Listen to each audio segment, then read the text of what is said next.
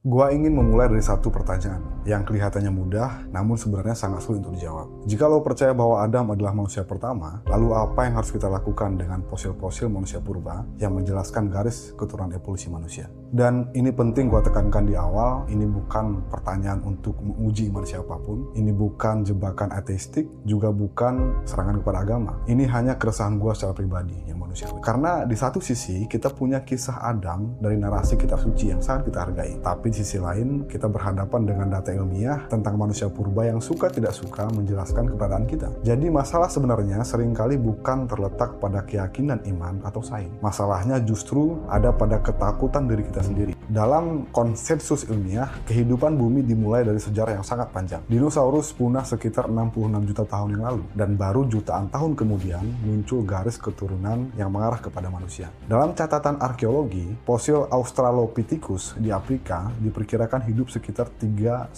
juta tahun yang lalu. Setelah itu, sekitar 2 juta tahun lalu, Homo erectus hidup di wilayah yang kini kita kenal dengan Pulau Jawa atau Indonesia. Lalu disusul dengan Neanderthal di Eropa, hingga akhirnya Homo sapiens, manusia seperti kita, muncul sekitar 300.000 tahun yang lalu. Jadi pertanyaannya, Adam itu manusia pertama dalam arti apa? Biologis, simbolis, atau justru teologis? Sebab, dalam upaya sinkronisasi lain, yang mengklaim Adam memiliki tinggi sekitar 60 hasta atau sama dengan 27 meter, secara narasi ini terdengar epik, seolah Adam hidup di dunia yang sama dengan dinosaurus. Tapi secara fisika dan biologi, klaim ini justru bermasalah. Ada prinsip sederhana yang bernama hukum kuadrat kubik. Intinya begini, kalau tinggi tubuh manusia diperbesar 15 kali, berat badannya tidak naik 15 kali, tapi naik ribuan kali lipat. Di titik itu, struktur tulang manusia tidak akan mampu menopang berat tubuhnya sendiri. Belum lagi urusan jantung. Jantung seketika bisa berhenti karena harus memompa darah dengan tekanan ekstrim hanya untuk mengalirkannya ke otak. Dengan gravitasi bumi seperti sekarang, manusia dengan tinggi 27 meter hampir pasti tidak bisa bertahan hidup. Dan kalau memang pernah ada manusia sebesar itu, seharusnya kita menemukan jejak kaki seukuran